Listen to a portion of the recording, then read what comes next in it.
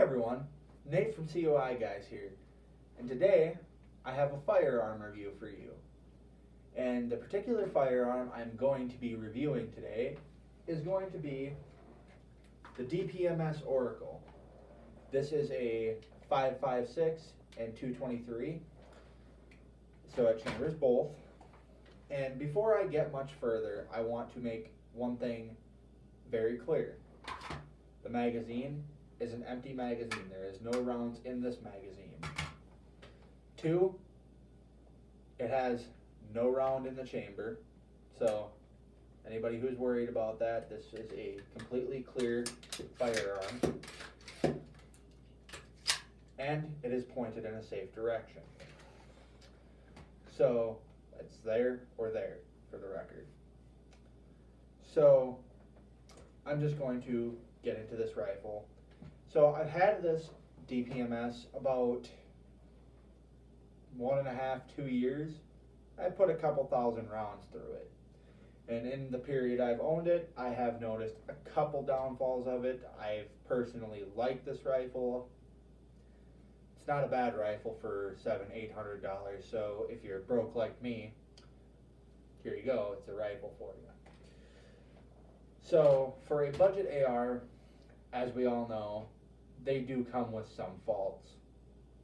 But for what it's worth, it's a fairly decent rifle for its price.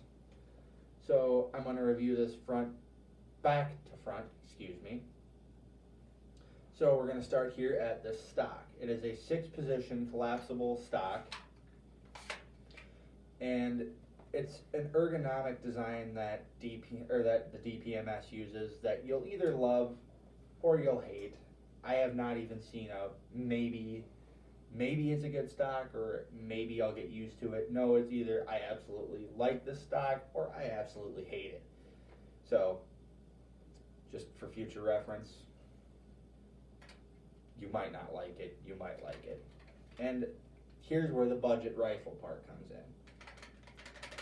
It's very loose tolerance and very rattly.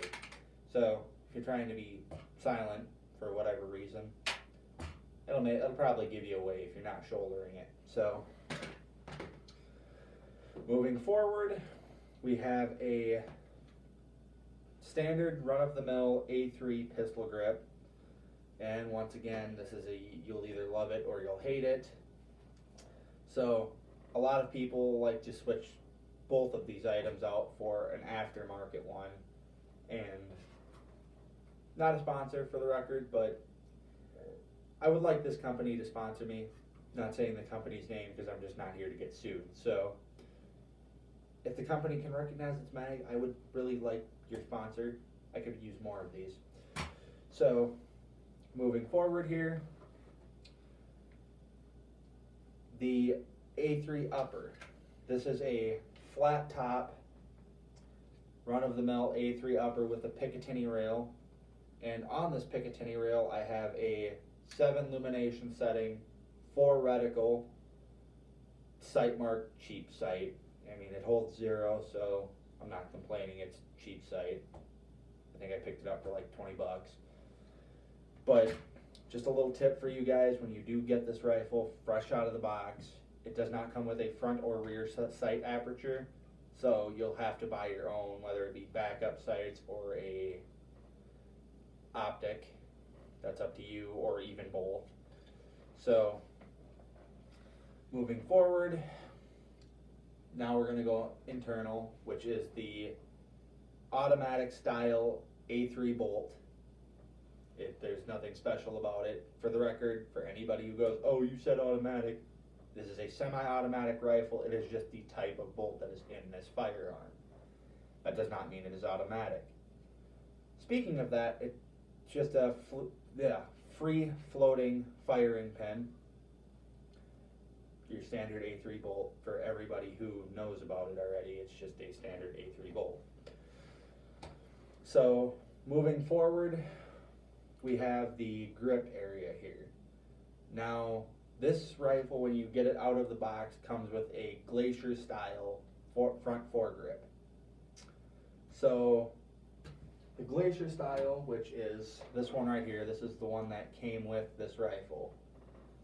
So, just rounded, no rails, it's just got these heat holes, or the cooling holes here, vent holes, that's what I wanted to say. Giggity.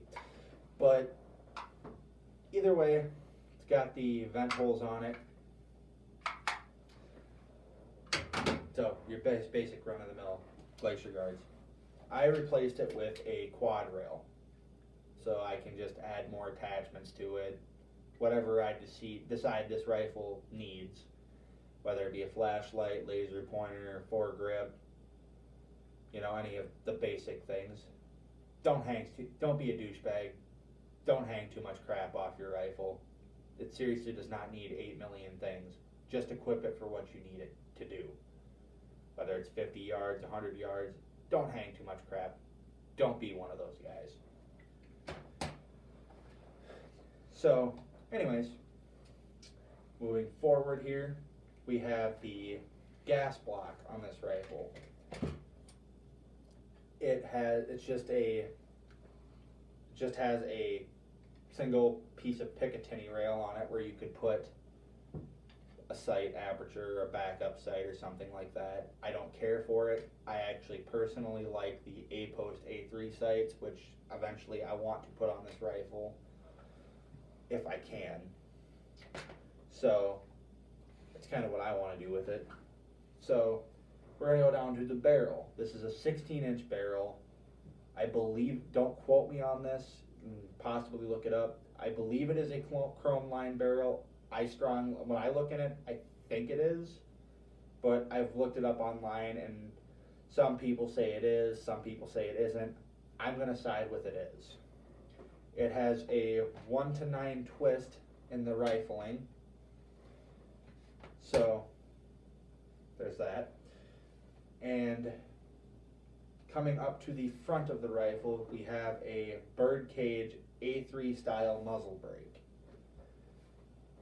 So, nothing special. So, I have heard some of the bad on it here, and I have personally experienced some of the bad, and one of the things I have had a personal issue with is when you get this rifle hot, the barrel does warp a slight bit, and you drop accuracy 1 or 2 degrees.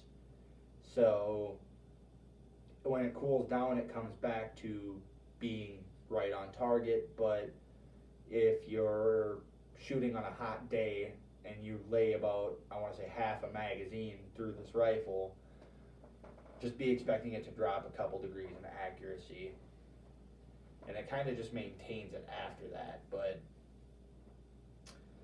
as far as that goes, there's that problem with it. Now we're going to move to the lower receiver here. I have seen YouTube videos on this. You have on the lower receiver, you have your 2 pins here that hold the trigger assembly in place. Now, this one, you've got your one that's above the trigger, and then you've got one that's right here by your battery switch. So, or if you're looking at it this way, it's your magazine release. It's the one closest to your battery switch and your mag release. This front one here. This one tends to work its way out of the rifle, and you actually end up shearing it that way. So definitely when you get this rifle, be sure to replace those. I don't believe they're knurled, so they tend to slide out over use, and they do shear eventually. So be sure to replace these ones with a knurled pin, or if you really want to, if you're planning on changing the trigger out, make sure don't keep these pins and you just replace them. So your rifle stays in top condition. Now, another problem that was brought to my attention on this rifle was the bolt. And specifically, on the bolt, your gas keys.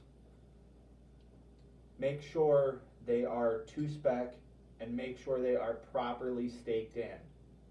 Because I think some of the newer DPMSs, I think they actually did fix this, but a lot of the older ones, they were not staked properly.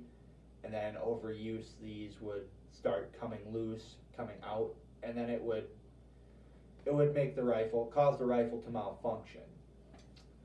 So definitely check those to make sure they are to spec and that they are properly staked in. So let's throw this back in here quick.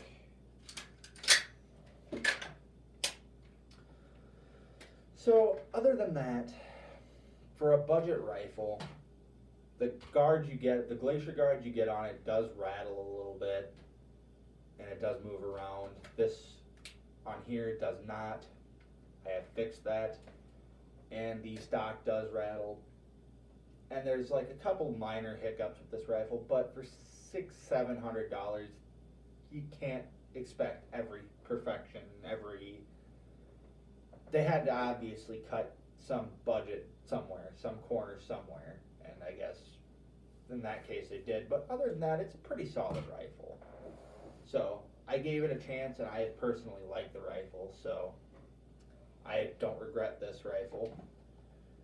But I would like to know what you guys think about these in the comments, or maybe if you guys can suggest maybe a better budget rifle, let me know, and I will try to my best to review it. So let me know down in the comments what you think about this rifle. Remember to like, comment, and subscribe for more videos like this. And you guys have a good one. This is Nate from COI Guys signing off.